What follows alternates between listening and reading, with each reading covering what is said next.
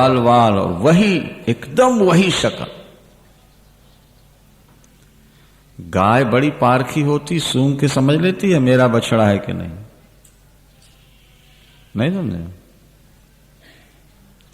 कहते जानवरों में घ्राण दृष्टि बहुत ही है, घ्राण शक्ति, सूंघने की शक्ति बहुत होती। वो सूंघ करके ही सब चीज को पहचान।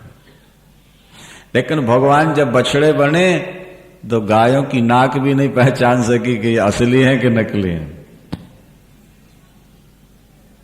ग्वालों की माताएं नहीं पहचान सकी हमारे बेटे असली हैं या नकली। 1 वर्ष तक ग्वाल वाल बने रहे, 1 वर्ष तक बेटे बने, बछड़े बने। असल बात यह थी कि उन माताओं के हृदय में भी इच्छा थी कि जैसे नंदरानी की गोद में खेलते हैं ऐसा बेटा हमको भी मिल जाता। भगवान ने कहा कि ब्रज में आए हैं आप लोग, जो संकल्प करो पूरा होगा। तो भगवान ग्वाल वाल बन के उनकी गोद में खेल लेते हैं। और गायों के दिल में भी यही था कि हम इनको चाट लें, तो सबके बछड़े बन गए ताकि दूध पिला के चाट लें। भगवान तो हर एक की इच्छा पूर्ण। देखो भैया, संकल्प करने में कोई आपका पैसा खर्च नहीं होता,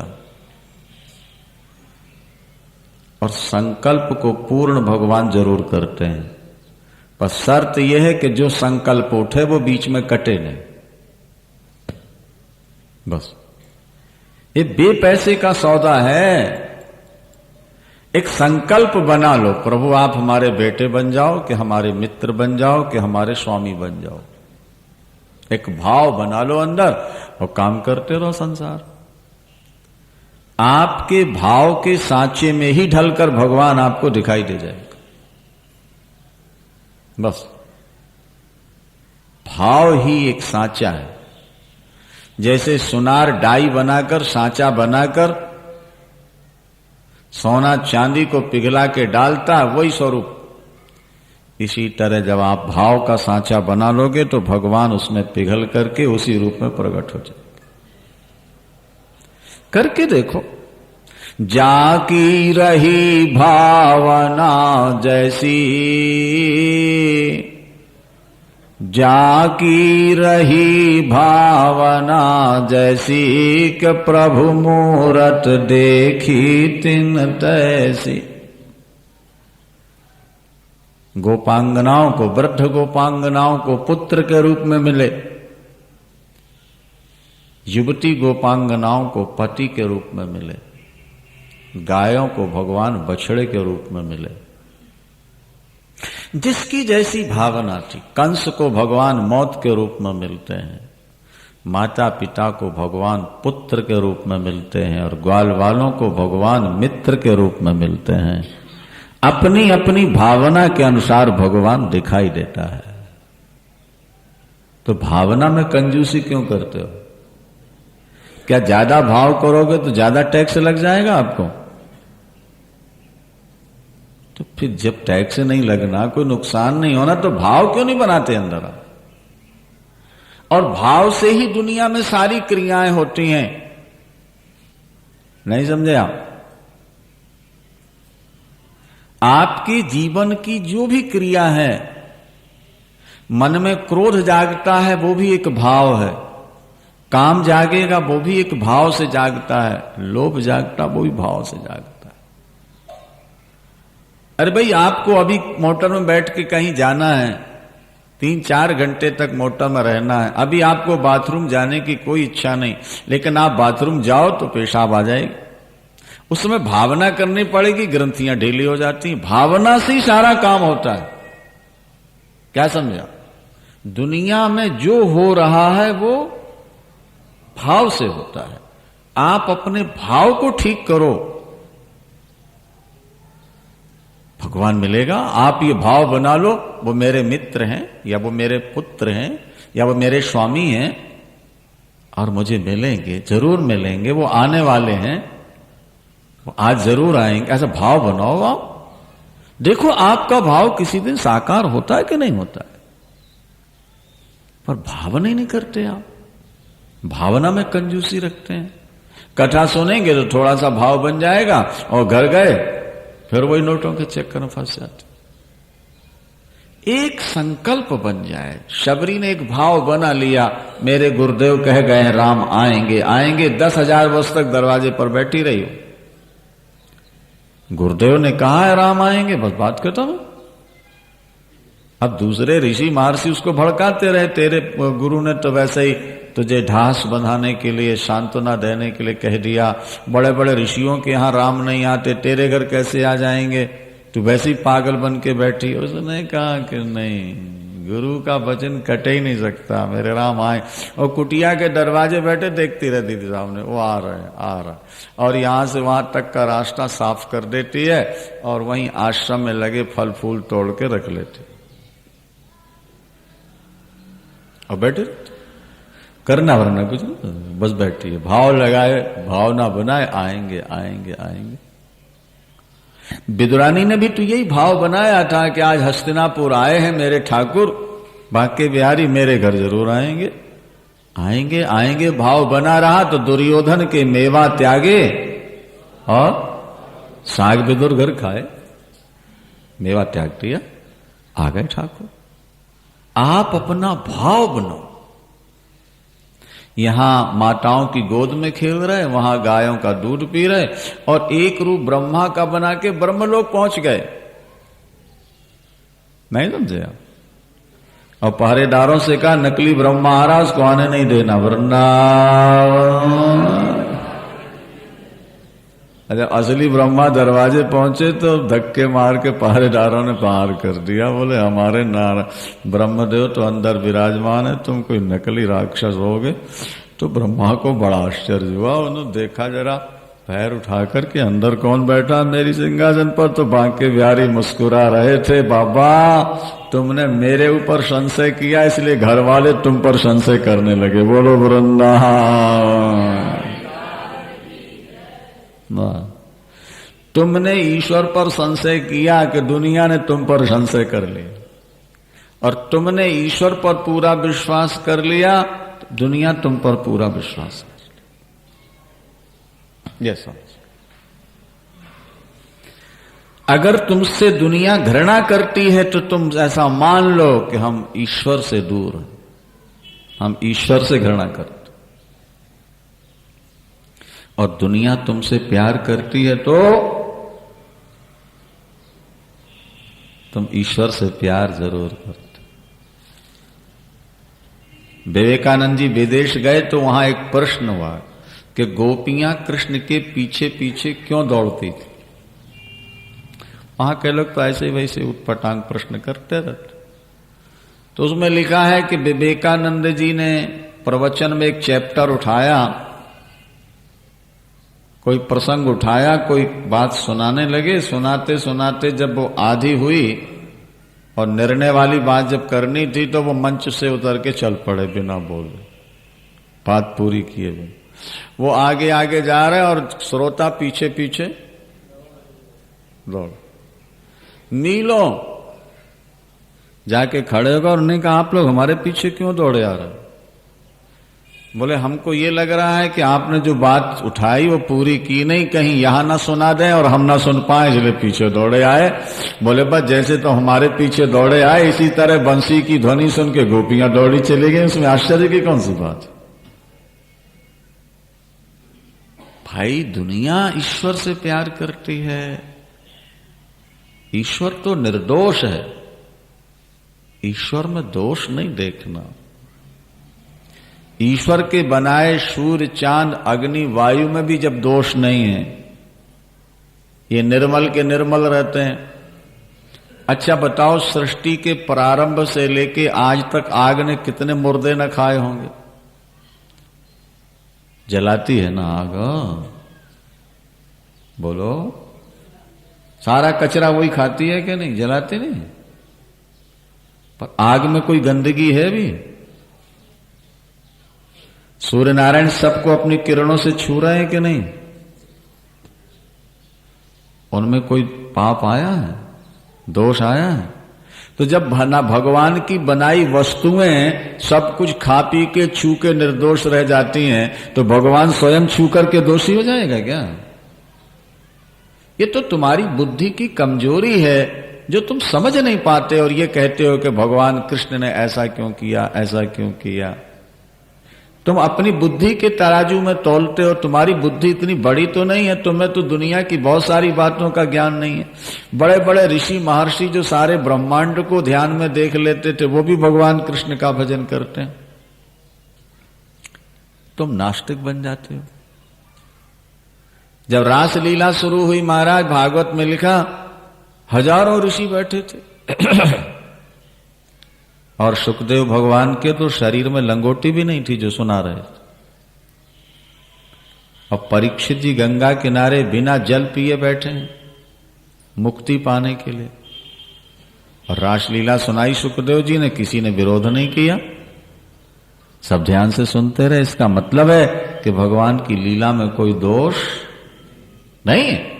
अगर होता तो कोई तो विरोध करता कि महाराज गंगा किनारे बैठ करके बेचारे परीक्षित की मुक्ति का समय आप ये क्या दुनिया की सेक्स की चर्चा करते। ईश्वर निर्दोष है, ईश्वर में कोई दोष नहीं। और जब उस रहस्य को आप समझ जाओगे तभी आपको भगवान की लीलाओं में आनंद मिलेगा। और हमारी कथा में यही प्रयास रहता है कि लोगों के दिमाग में जो संशय हैं वो निकलें और जीव परमात्मा के भजन में जुटे। बोलो वृंदावन। ब्रह्मा जी जब लौट के आए तो ब्रह्मा ने देखा मैंने जितने बछड़े ग्वाल वाल चुराए वो सब गुफा में पड़े हैं साल भर से, और वही शकल के इनके साथ खेल रहे हैं और खा रहे हैं। तो असली कौन और नकली कौन? सृष्टिकर्ता ब्रह्मा भी ये नहीं पहचान सके कि इनमें असली कौन है और नकली कौन।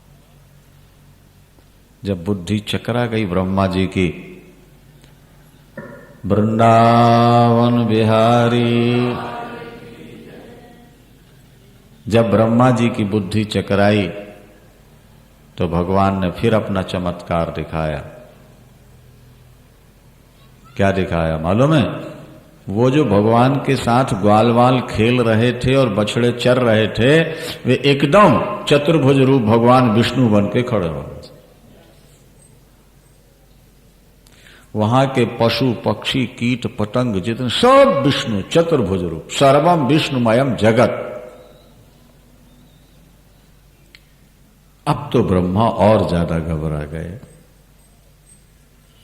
चरणों में सिर झुकाया, प्रभु मुझसे अपराध हुआ, मैं अपराधी हूं, मैंने आप पर संशय किया। अपना अपराध स्वीकार किया और भगवान ने माया का पर्दा डाल दिया। दही भात वही हाथ में लिए भगवान खड़े रह गए। ब्रह्मा जी हंस से उतरे और चारों मुक्तों से भगवान के चरणों में प्रणाम किया। आंसुओं से कुंड भर गया, इतना रोए। और यही कह करके प्रभु ये जो आपका दिव्य स्वरूप है, नौमीड्यते भ्रवपुषे तडिदंबराय गुंजावतंश परिपिच्छल सन्मुखाय वन्यस्रजे कवल वेत्र विषाण वेणो लक्ष्मश्रिये मृदुपदे पशुपांगजाय। ये आपका जो दिव्य स्वरूप, सांवला सांवला स्वरूप, आपके शरीर पर पीतांबर बिजली की तरह शोभा पा रहा। जैसे बादलों में बिजली चमकती है, इसी तरह आपके पीतांबर के गोटे चमक रहे हैं। गुंजाओं की मालाएं, दिव्य पीतांबर, वन के पुष्पों की मालाएं, सिर पर मोर का मुकुट, ये त्रिभंग ललित आपका जो स्वरूप है। आप वसुदेव पुत्र हैं, नंद पुत्र हैं, आप ब्रह्म हैं। मैं आपको बार बार प्रणाम करता हूं। आपने जो ये दिव्य रूप धारण किया है, इसमें पंच महाभूत नहीं है, ये दिव्य स्वरूप है आपका। आपने अपनी इच्छा से इसको बनाया है। जो लोग आपकी कथाएं सुनते रहेंगे वो गृहस्थ जीवन में भी संत कहलाएंगे, मरने के बाद सीधे वैकुंठ जाएंगे। और जो ज्ञान के अभिमान में आपकी भक्ति का, आपकी कथा का निरादर करेंगे, वे ऊंचे पद पर पहुंच के भी नीचे गिर जाएंगे। ब्रह्मा जी ने एक बात कही, प्रभु माता के गर्भ में जब बालक होता है तो 9 महीने तक मां को बहुत पीड़ा रहती है। कभी सिर लगता है बेटे का, कभी पैर लगते हैं, कभी एकदम ठोकर लगती है मां को, बेचारी को बड़ी पीड़ा होती है। लेकिन वो अपने गर्भ के बालक के दोष नहीं देखती, बदला लेने की भावना नहीं रहती कि ये अंदर मुझे कष्ट दे रहा है, जन्म लेने पर मैं इसको दंड दूंगी ना। पैदा होते ही छाती से लगा लेती है, चूमती है, प्यार करती है। तो जैसे गर्भ के बालक के दोष मां नहीं देखती, प्रभु ये ब्रह्मांड भी आपका गर्भ ही है विराट रूप में, हम आपके बच्चे हैं, हमसे कोई गलती हो जाए तो दीन बंधु हमें माफ कर देना। बड़ा अच्छा श्लोक है। हम आप भी इसी तरह भगवान से रोज प्रार्थना किया करें कि हे परमात्मा, आपकी कोख में हम पड़े हैं, हम गलतियां करना नहीं चाहते, पर आपकी माया हमें नाना प्रकार के पापों में प्रेरित करती है। प्रभु आप मां की तरह हमारे अपराध क्षमा कर देना। ब्रह्मा जी कहते हैं कि जो व्यक्ति अपने कर्मों का फल भोगता हुआ मनसा वाचा कर्मणा आपका भजन करता है, आपकी कृपा की बाट देखता रहता है, वो कानूनी तौर पर मुक्ति का अधिकारी बन जाता है। उसे तो फिर दर्शन मिलता ही है, आप उसको दर्शन देंगे। ये बात बड़ी सुंदर है। हमारे जीवन में दुख आया है या सुख आया है, वो हमारे कर्मों का फल है। चाहे वो इस जन्म के कर्मों का हो या बीते हुए जन्म के कर्मों का।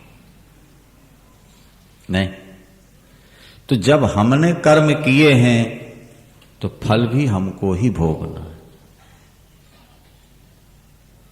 और जितना पीरियड है उतने दिन भोगना ही पड़े। अब चाहे तुम रोकर भोग लो, चाहे सोकर भोग लो, चाहे हंसकर भोग लो। ये बात बड़ी सुंदर है। हमारे जीवन में दुख आया है या सुख आया है, वो हमारे कर्मों का फल है। चाहे वो इस जन्म के कर्मों का हो या बीते हुए जन्म के कर्मों का। नहीं तो जब हमने कर्म किए हैं तो फल भी हमको ही भोगना है। और जितना पीरियड है उतने दिन भोगना ही पड़े। अब चाहे तुम रोकर भोग लो, चाहे सोकर भोग लो, चाहे हंसकर भोग लो।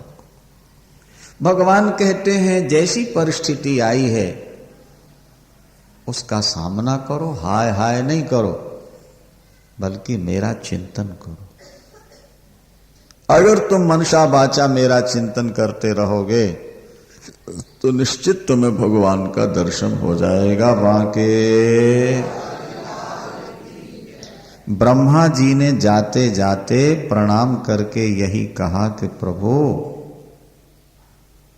जब मैं ब्रह्म पद से रिटायर्ड हो जाऊं तो मुझे वृंदावन में कोई लता गुल्म बना देना, कीट पतंग बना देना। नहीं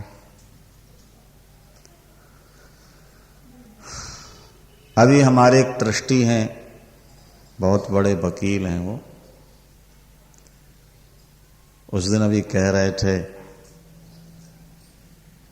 बोले ये जिंदगी तो बांके बिहारी के लिए समर्पित है, जब रिटायर्ड हो जाऊंगा ये काम नहीं करूंगा तो वृंदावन में ही रहूंगा और वहीं मरूंगा।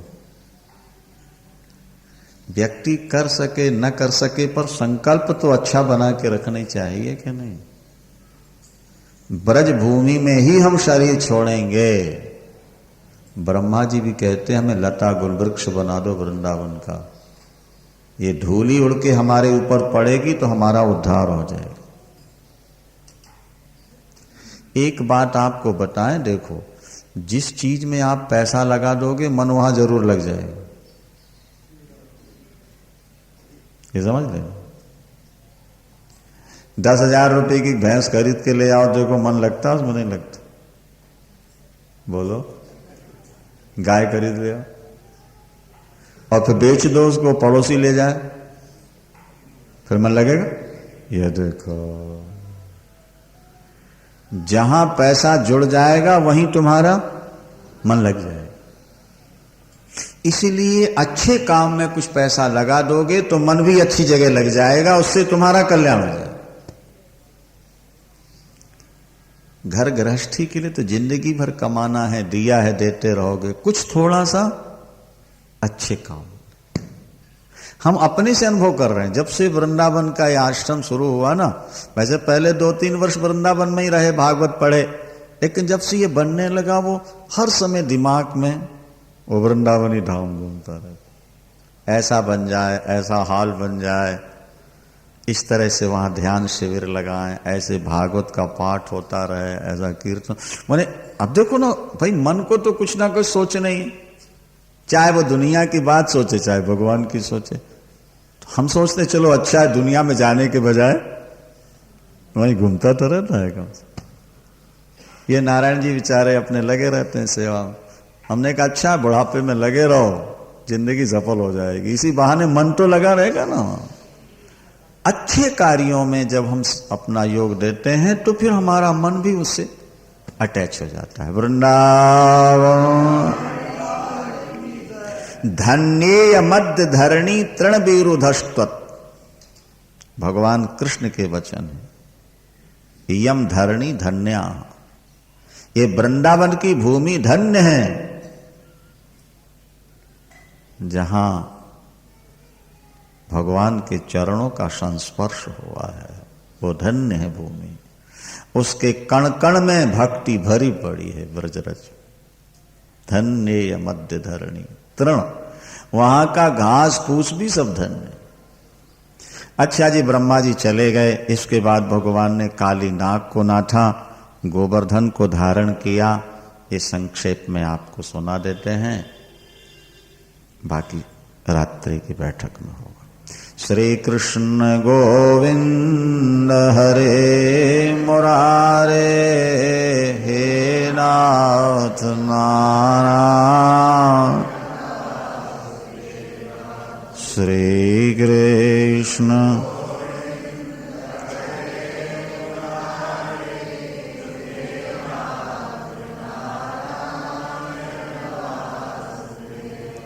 श्री कृष्ण गोविंद।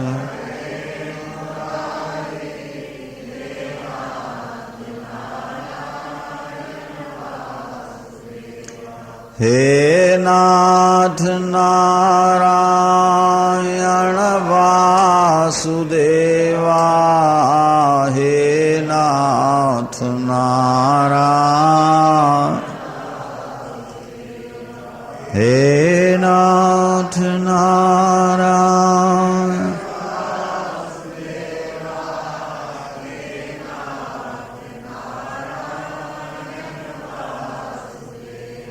श्री कृष्ण गोविंद।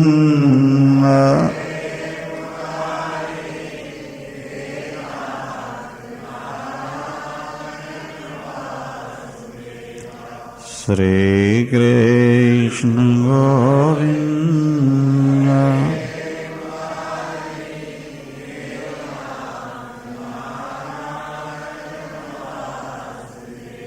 बांके बिहारी लाल की।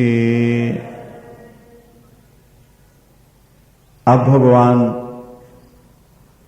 गाय चराने लगे। पहले बछड़े, फिर गोचारण के लिए जब ग्वाल वालों के साथ जाते हैं तो भी नाना प्रकार के खेलों का यहां वर्णन है। एक खेल ठाकुर जी क्या खेलते हैं, हार जीत का, जैसे आजकल क्रिकेट में, हॉकी में, कुश्ती में हार जीत का तो रहता है।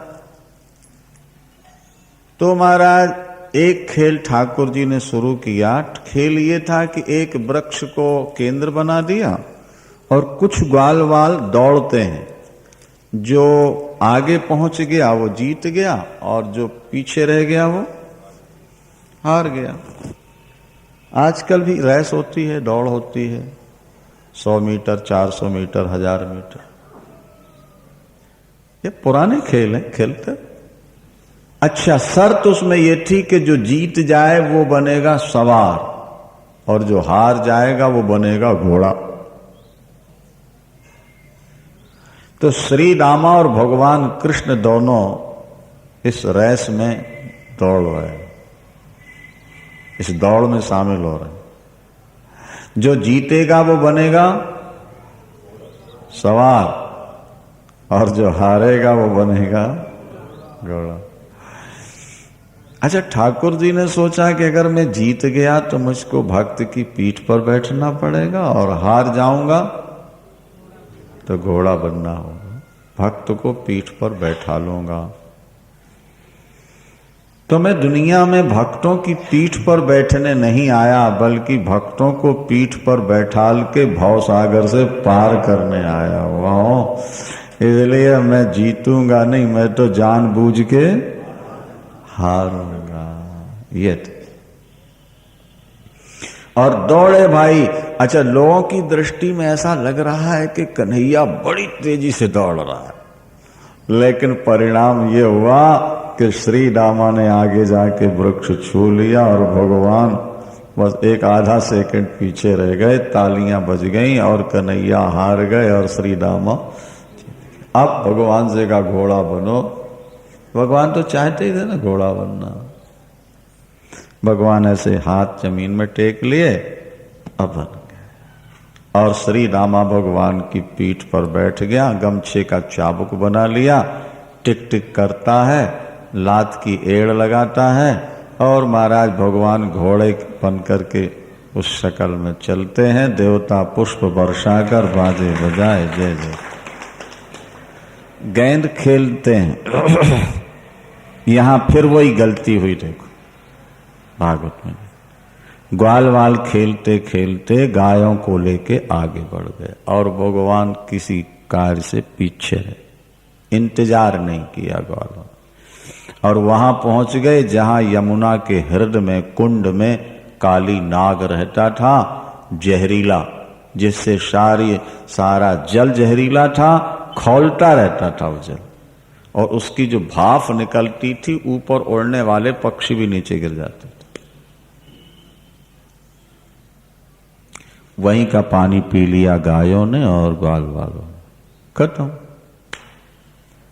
एक नहीं बचा, ना एक गाय बची ना एक ग्वाल, सब समाप्त। ठाकुर जी पीछे से आए, देखा सब समाप्त। सुखदेव भगवान कहते हैं, ईक्षया मृत वर्षिण्या स्वनाथान समजीवयत।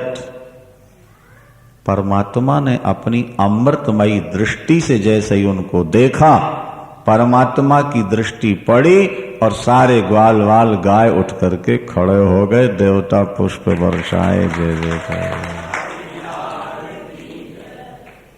एक काली नाग का प्रभाव है।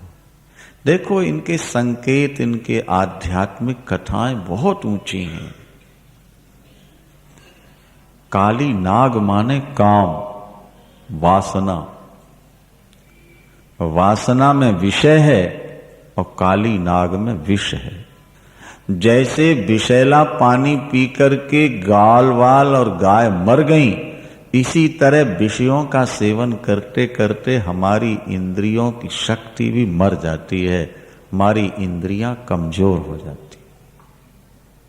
क्या ये जहर व्यक्ति की जिंदगी पर हावी होता, खत्म कर देता है। स्वामी रामतीर्थ का एक लेख हमने पढ़ा था। वैसे तो शास्त्रों में चर्चा है ही है, ब्रह्मचर्य की, संयम की बड़ा जोर था उसमें। ब्रह्मचर्य का पालन करने वाले अमर हो जाते। देखो, भीष्म पितामह ने ब्रह्मचर्य का पालन किया, इच्छा मृत्यु हो गई। और हनुमान जी महाराज भी ब्रह्मचारी, अभी तक अमर है।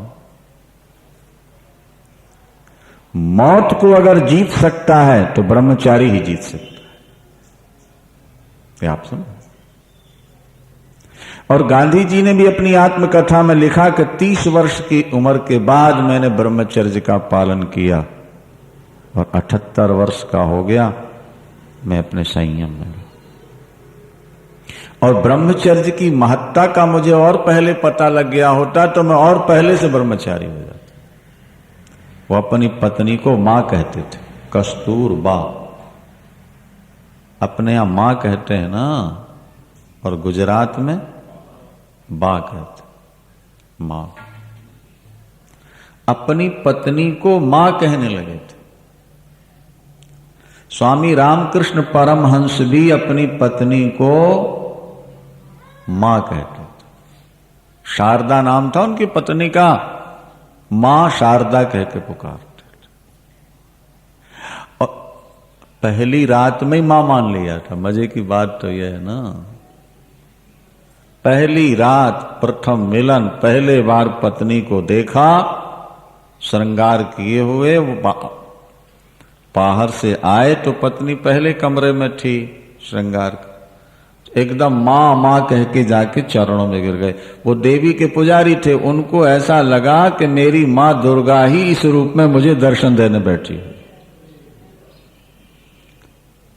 और चरण पकड़ के रोने लगे, मां आज मेरी इच्छा पूर्ण की, मेरे सिर पर हाथ रख दो, मेरी करुणामयी। तो एकदम शक्तिपात हो गया पत्नी के अंदर भी। और उन्होंने पूछा कि आप मुझे किस रूप में देख रहे हैं? बोले मां दुर्गा के रूप में देख रहा हूं। मां तुम मुझे किस रूप में देख रही हो? तो उन्होंने कहा मां दुर्गा जिस रूप में आपको देखती है, मैं भी आपको उसी रूप में देख रही। पति और पत्नी, मां और बेटा बन पहली रात, और जिंदगी भर मां और बेटे बन के रहे।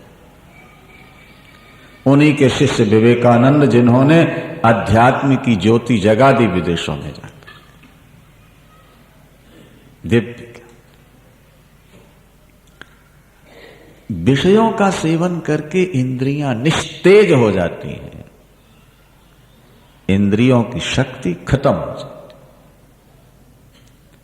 एक काली नाग का विष पी करके गाय मर गई। गाय, गो कहते हैं, गो नाम इंद्री का है और गो नाम गाय का है, नहीं समझा? और अंत में भगवान ने सोचा इस काली नाग को निकालने, माने इस जहर को, जब तक हृदय से विषय नहीं निकलेंगे तब तक हमारा हृदय निर्मल नहीं हो सकता। और ये काम इंसान नहीं कर सकता, भगवान ही करेंगे। जिसके हृदय में भगवान प्रवेश करते हैं वही काम पर विजय पा सकता, नहीं तो महाराज ये मरते मरते पीछा नहीं छोड़ता है। भगवान ने गेंद खेलते खेलते लात मारी, गेंद गई पानी में, और कदम के झाड़ पर चढ़ के मारी छलांग ठाकुर ने पानी में। अब तरंगे उठी ऐसे जैसे कोई हाथ उठा के रक्षा की भिक्षा मांगता हो। उसकी पत्नियों ने देखा, बड़े सुंदर ठाकुर, अरे बड़ी भाग्यशालिनी मां होगी जिसने जन्म दिया। अरे बालक बाहर निकल जा, नहीं हमारा पति खा जाएगा। तुम्हारे पति से मिलने आए हैं, जगा दो। और जब काली नाग आया, एक से एक फण थे उसके महाराज। पहले तो वो भी ठटक गया सुंदरता देख के, फिर उसको ध्यान आया कि मेरी पत्नियां इस पर आसक्त हो रही। गया, लपेट लिया उसका। वो पूंछ से लपेट लेता ना रस्से की तरह यूं। ठाकुर ने अपना शरीर थोड़ा मोटा किया।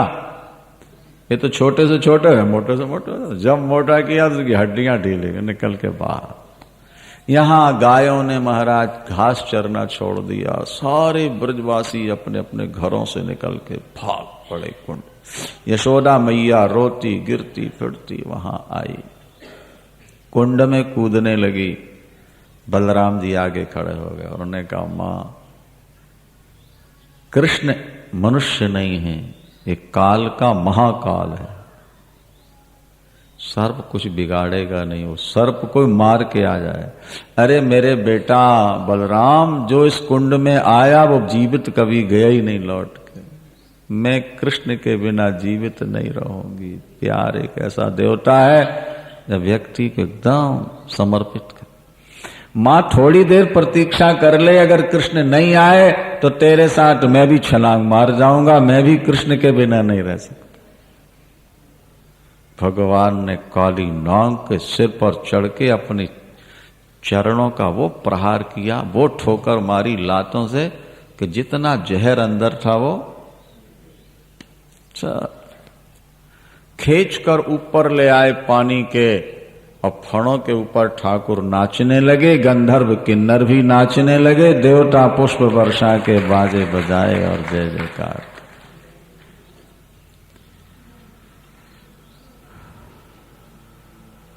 नाग पत्नियों ने कहा, प्रभु हमारे पति ने कोई बड़ा तप किया होगा, बड़े बड़े योगियों को आपके चरणों का दर्शन नहीं होता, आज वही चरण हमारे पति के सिर पर रखे हुए। तपः सुतप्तम किमेने न पूर्वम, पहले इन्होंने कौन सा तप किया है, या आपकी कृपा हो। लेकिन प्रभु अब हमारे पति के प्राण नहीं लेना, क्योंकि हमारा स्वभाव भी तो आप ही ने बनाया है। नहीं, कहते हैं गाय जब बछड़े को जन्म देती है तो जीभ से चाटती है उसको, इतना गंदा होता है, थोड़ी देर में ऐसा साफ बना देती है जैसे लक्स साबुन से नहला करके पोंछ दिया गया। किसी ने गाय से पूछा कि तुमको घृणा नहीं होती इस गंदगी से? तो गाय माता ने कहा कि गंदगी आई भी तो मेरे पेट ही से है, नहीं बच्चा गंदा कैसे होता। बच्चे में जो गंदगी लगी वो कहां से आई? गाय के पेट से। तो भगवान भी तो यही कहते हैं कि मेरी माया के पेट से ही तो सब ये गंदे हुए हैं जीव, जब मेरी शरण में आते हैं तो गाय की तरह मैं भी सारे पाप चाट जाता हूं। बोलो वृंदावन। जीव आए तो भगवान के पास, एक बार विश्वास तो करे। अंत में उन्होंने कहा पति प्राणा परदीयताम, हमारे पति के प्राण वापिस कर दो प्रभु, मारना नहीं। ये बड़ा अच्छा मंत्र है, पति प्राणा परदीयताम। देवियों को जपना चाहिए क्योंकि बड़ा खतरा है ना पतियों बेटों को। पति प्राणा परदीयताम, हमारे पति के प्राण सुरक्षित रखो प्रभु। बस भगवान ने कहा जाओ निकल जाओ यहां से। अब जहर खत्म हो गया, पैर के चिन्ह बन गए, गरुड़ खाएगा नहीं, रमणक द्वीप भेजती है। मां से आके मिले, रात्रि वहीं सो गए खा पी के। चारों तरफ से आग लग गई, निकलने का कोई रास्ता नहीं। सब भगवान से प्रार्थना करते हैं और भगवान कहते आंखें बंद कर दो। आंखें बंद की और भगवान आग पी गए। भगवान आग पी, और फिर आंख खोल के देखी कुछ नहीं, सब साफ सुथरा। इसका संकेत यही है कि हर व्यक्ति चिंता की आग से घिरा हुआ है। हर व्यक्ति चिंता में घिरा। आंख बंद करने का संकेत है कि अगर तुम भगवान का चिंतन करने लगो तो तुम्हारी चिंता भगवान पी जाए। तुम्हारी चिंता ठाकुर खत्म कर, मूल मंत्र है ये। इसी तरह मुंजाटवी में जब आग लगती है, 2 बार आग लगी, तब भी भगवान ने आग बंद कराया और ग्वाल बाल और गायों को वहां से लेके भांडीर बटा गया। आंख खोल के देखा तो जैसा स्वप्न सा था, वहां थे, यहां कैसे आ गया। भगवान सब कुछ कर। भगवान ने इंद्र का अभिमान चूर किया, ये भी संक्षेप में आपको सुना दें। अभी आगे बहुत लंबी कथाएं हैं, इसलिए 2-4 मिनट और ले लो। श्री कृष्ण गोविंद हरे मुरारे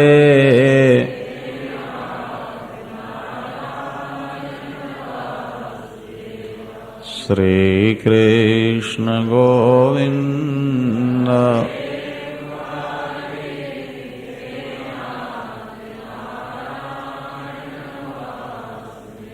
बांके बिहारी। ग्रीष्म, वर्षा और शरद ऋतु का वर्णन किया है। भगवान की बांसुरी जब बजती है तो गायें घास चरना छोड़ देती हैं, बछड़े दूध पीना छोड़ देते हैं, पक्षियों का कलरव, उनकी चहचहाहट, आवाज बंद हो जाती है। मोर पंख फैलाकर ठाकुर के सामने नाचते हैं और मृग और मृगी ऊपर गर्दन करके ठाकुर को बिना पलक देखते हुए मानो प्रेम से पूजा कर रहे हैं।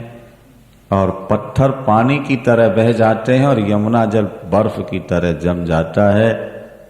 एक विलक्षण ये प्रेम योग है जहां सब ईश्वर की ओर लग जाते। गोपियों का चीरहरण करके भगवान ने ये बताया है कि जैसे कपड़ा अलग कर दिया जाए तो शरीर दिखने लगता है, इसी तरह माया हटा दी जाए तो जीव दिखने लगता है। बोलो बांके। जो मेरी शरण में आते हैं मैं उनकी माया हटा देता हूं, और जब माया हटती है तो जीव का स्वरूप शुद्ध हो जाता है। देवराज इंद्र को अभिमान हो चुका था, मैं त्रैलोक का स्वामी हूं। अभिमान बड़ा खतरनाक है भैया। जीवन में अभिमान अगर ना आए तो भगवान आपसे कभी अलग नहीं हो, ये आप समझ लें। अभिमान ही जीवन में सबसे बड़ा खतरा है। और जरा सी सफलता मिली और अभिमान हुआ, जरा सा दान किया और अभिमान, और जरा सी सेवा की और अभिमान हुआ। ये बड़ी समस्या। निराभिमानिता के प्रतीक हैं हनुमान जी महाराज, जिन्होंने जीवन भर सेवा की, अपना सारा जीवन राम को दे दिया, लेकिन अभिमान छू नहीं गया। और इसीलिए आज दुनिया में राम से ज्यादा पूजा हनुमान की।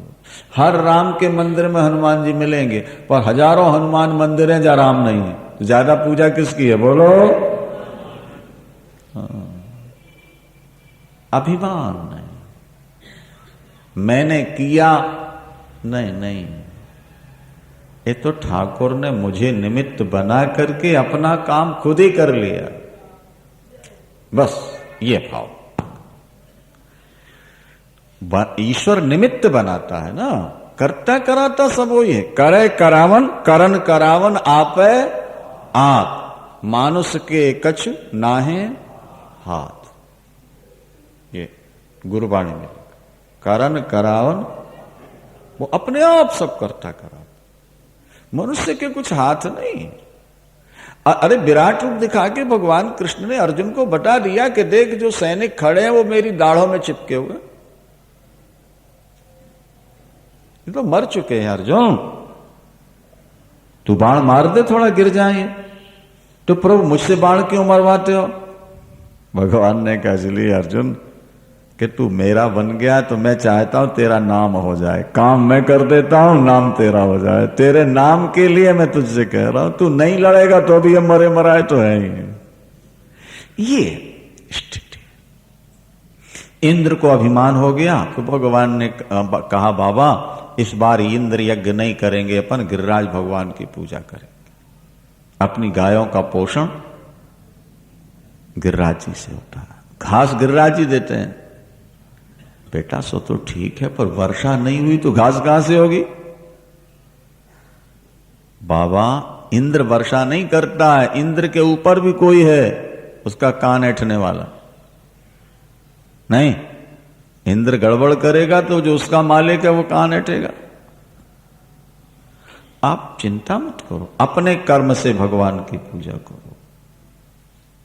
56 प्रकार के व्यंजन बनवाओ, अन्नकूट करेंगे, ब्राह्मण से लेके चांडाल पर्यंत सबको लंगर खिलाएंगे अपन लोग बढ़िया, और गायों को हरी हरी घास खिलाएंगे, सबकी पूजा। और देखना बाबा गिरिराज जी प्रत्यक्ष दर्शन देंगे आप। सबने कहा मान लो मान लो। बाबा मान गए। रात भर व्यंजन बनते रहे 56 प्रकार के। अब प्रातः काल लोग अपने अपने छकड़ों में लेकर के गोवर्धन पहुंच गए। 7 कोस का पर्वत है और 7 साल के कृष्ण है भागवत। और बाएं हाथ की सबसे छोटी अंगुली है और 7 दिन तक उठा के रखना। हम तो कहा करते हैं लोगों से कि भैया तुम बिना कुछ बोझा उठाए खाली हाथ ही 7 दिन यूं करके रख के बता दो क्या। तो ईश्वर है ईश्वर। गुरु नानक देव जी ने एक पत्थर रोक दिया पंजा साहब। अरे भाई 1 टन 2 टन 10 टन 20 टन का होगा, लेकिन 7 को उसका पहाड़ कितना होगा बोलो। और फिर 7 दिन तक अरे यूं का यूं। ईश्वर की महिमा अपार अपार। ईश्वर वो करके दिखाएगा जो जीव कर ही नहीं सकता है। बोलो वृंदावन। जब गोवर्धन के किनारे पहुंचे सारे ब्रजवासी तो भगवान ने नाटक दिखा दिया। स्वयं 2 रूप में प्रकट हो गए। एक रूप से तो बाबा के साथ खड़े थे और दूसरे रूप से गिरिराज बन के ऊपर खड़े हो गए। और ऊपर से कहते हैं ब्रजवासियों तुम्हारी श्रद्धा से प्रसन्न होकर दर्शन देने आया हूं, मैं गिरिराज हूं, शैलो स्मृति ब्रुवन भोरे। और नीचे से ठाकुर कह रहे हैं देखो बाबा गिरिराज जी प्रकट हो गए, इनकी जय जयकार करो, बोलो गिरिराज महाराज की। देखो कैसा नटखट कन्हैया है भैया, है ना। अब बोले पूजा करो। तो बाबा ने कहा बेटा अब तू ही शुरू कर पूजा, तूने चलाई है नई पूजा। देखो बाप के सामने बेटा पूजा करने लगे ना तो माता पिता बड़े खुश होते आस्तिक। और ये भजन पूजन के संस्कार कोई पूर्व जन्म के होते हैं। अभी यहीं हरिदेव मंदिर की कथा में एक जैनी हमको अपने घर ले गए और बोले महाराज हम तो पूजा करते नहीं और हमारा बेटा घंटों बैठा रहता है, इसको मना भी करें तो नहीं मानता। ये कुछ पूर्व जन्म से आता है। ईश्वर की ओर रुझान तभी होगा जब तुमने पहले जन्म में भी कुछ किया हो। बोलो वृंदावन। जब गोवर्धन के किनारे पहुंचे सारे ब्रजवासी तो भगवान ने नाटक दिखा दिया। स्वयं 2 रूप में प्रकट हो गए। एक रूप से तो बाबा के साथ खड़े थे और दूसरे रूप से गिरिराज बन के ऊपर खड़े हो गए। और ऊपर से कहते हैं ब्रजवासियों तुम्हारी श्रद्धा से प्रसन्न होकर दर्शन देने आया हूं, मैं गिरिराज हूं, शैलो स्मृति ब्रुवन भोरे। और नीचे से ठाकुर कह रहे हैं देखो बाबा गिरिराज जी प्रकट हो गए, इनकी जय जयकार करो, बोलो गिरिराज महाराज की। देखो कैसा नटखट कन्हैया है भैया, है ना। अब बोले पूजा करो। तो बाबा ने कहा बेटा अब तू ही शुरू कर पूजा, तूने चलाई है नई पूजा। देखो बाप के सामने बेटा पूजा करने लगे ना तो माता पिता बड़े खुश होते आस्तिक। और ये भजन पूजन के संस्कार कोई पूर्व जन्म के होते हैं। अभी यहीं हरिदेव मंदिर की कथा में एक जैनी हमको अपने घर ले गए और बोले महाराज हम तो पूजा करते नहीं और हमारा बेटा घंटों बैठा रहता है, इसको मना भी करें तो नहीं मानता। ये कुछ पूर्व जन्म से आता है। ईश्वर की ओर रुझान तभी होगा जब तुमने पहले जन्म में भी कुछ किया हो। ईश्वर की ओर आकर्षण नहीं होता। और खासकर धनवान और पढ़ा लिखा व्यक्ति अगर ईश्वर की ओर लग जाए तो समझ लेना ये निश्चित पहले जन्म का महात्मा है। और नहीं तो बुद्धिजीवी और धनवान भगवान की ओर नहीं आते। ये तो दीन दुखी बेचारे माथा टेकते रहते हैं आकर। वृंदावन। पिता के सामने पुत्र पूजा करे, माँ बाप बड़े खुश होते हैं जो आस्तिक होते। भगवान कृष्ण ने पूजा शुरू की, अपनी पूजा खुद ही करा रहे तो देखा ना, खुद कर रहे हैं। गंधम पुष्पम धूपम दीपम नैवेद्यम समर्पयामि। यहां से दे रहे हैं और वहां से ले रहे, यहां से खिला रहे हैं, वहां से खा रहे। ये नाटक हो रहा। सारे ब्रजवासियों ने खिलाया पिलाया, नंगे पैर परिक्रमा की सारे गोवर्धन की। श्रीमान नारायण नारायण नारायण।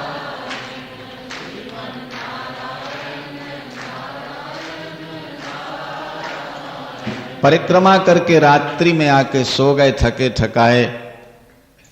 इंद्र को क्रोध आ गया, मूसलधार वर्षा, ओले, बिजली, भयानक वायु, वृक्ष उखड़ रहे हैं और ऐसा महाराज भयानक दृश्य उपस्थित हुआ। पानी पानी, जैसे गत वर्ष तुम्हारे पंजाब में आया, जहां देखो पानी पानी। हम अमृतसर जा रहे थे, फंस गए महाराज जलंधर में, बीच में रह गए, न यहां न वहां। और जब लुधियाना वापस लौटे तो ऐसा लगता था कि हमारी ट्रेन समुद्र में चल रही। नहीं भाई, जो सूखी जगह है पटरी, वो तो दिखती ही नहीं बैठे हुए, बाकी दोनों तरफ ऐसा लग रहा है समुद्र में जा रही है हमारी ट्रेन। विचित्र दृश्य, ऐसी भयानक वर्षा। सारे ब्रजवासी घबरा गए, भगवान के चरणों में गिरे। भगवान ने कहा, मां भइष्ट डरो नहीं, मैं रक्षा करो। बायां हाथ ठाकुर ने बढ़ाया, अंगुली का इशारा किया, 7 कोस का पहाड़ ऊपर छाते की तरह आ गया। ऋषि महर्षि पुष्प वर्षा के बाजे बजाए और जय जय। 7 दिन 7 रात। तीसरे चौथे दिन मैया के मन में बड़ी दया आई, मेरा कन्हैया यूं ही खड़ा है, बाकी लोग तो खा पी के विश्राम भी कर लेते हैं। अरे तुम लोग संभाल लो, मेरा लाला भी खा पी ले कुछ। ग्वाल वाला 2-4 हजारों लाठियां लगी हैं, एक अंगुली हट जाए तो क्या फर्क पड़ेगा। जा कन्हैया तू भी खा पी के आराम कर ले। भगवान ने कहा, धीरे धीरे छोड़ूं कि एकदम छोड़ दूं, ये बताओ पहले तो। धीरे धीरे। भगवान ने हाथ नीचे, सिर पर पहाड़ आने लगा। बोले कन्हैया, ये हमारे बस का रोग नहीं भैया, तू ही संभाल ले। अरे ब्रजवासियों, लाठियां हटा दो। ये चमत्कार लाठियों का नहीं है, ये तो अंगुली। वज्र का प्रहार किया लेकिन कीड़ी भी नहीं मरी। इंद्र का अभिमान चूर हुआ, बादल वर्षा बंद, आकाश निर्मल। भगवान ने कहा, गिरिराज मेरा स्वरूप है। गिरिराज का दर्शन पूजन करने वाले कल्याण के भागीदार। आज भी होती है। इंद्र गाय की पूंछ पकड़ के आया है फिर क्षमा मांगने। गाय को देख के भगवान पिघल जाते हैं। इसीलिए या तो घर में गाय रखो, नहीं और नहीं गौशाला के लिए कुछ देते रहो। वृंदावन में भी अपन एक गौशाला खोलने का विचार कर रहे हैं, आश्रम। तो गाय की सेवा तो करते रहना भैया, ये ध्यान रखना। जो गाय की सेवा करेगा वो गोपाल का दर्शन कर लेगा। वृंदावन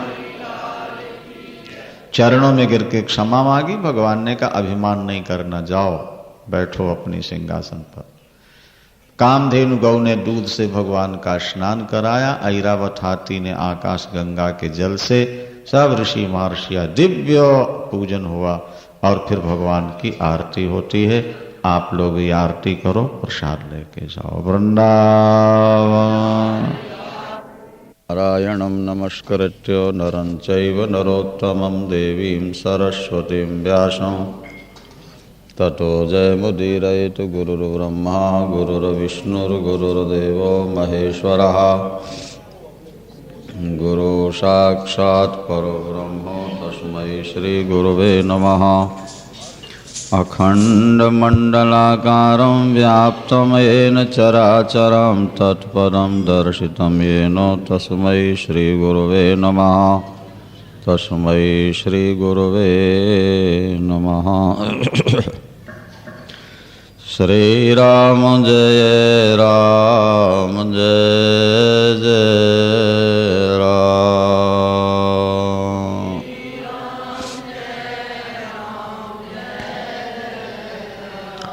श्री राम जय राम जय जय राम।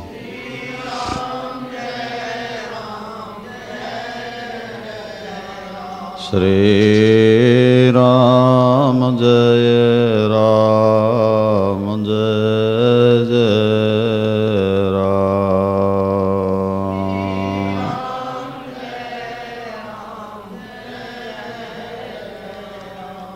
धर्म की अधर्म का प्राणियों में विश्व का गोहत्या गौ माता की हर श्री बांके बिहारी लाल। नंद बाबा एकादशी का व्रत किया करते थे। वैसे एकादशी का व्रत सबको करना ही चाहिए। मनुष्य के शरीर में 10 इंद्रियां और 1 मन है। इनके द्वारा ही पाप होते हैं। एकादशी का व्रत करने से 10 इंद्रिय और 1 मन के द्वारा किए गए पापों का नाश हो जाता है। ऐसा भी शास्त्रों में लिखा है कि एकादशी के दिन पाप मनुष्य के शरीर से निकलकर अनाज में छुप जाते हैं। तो जो अनाज खाया जाए तो वापस लौट आते हैं, और एकादशी को अनाज न खाया गया तो वो पाप खत्म हो जाते। इसलिए एकादश्याम न भुंजी तो पक्षयो रोहयोरपि। शास्त्र का वचन है कि एकादशी, दोनों एकादशियों के दिन अनाज नहीं खाना चाहिए।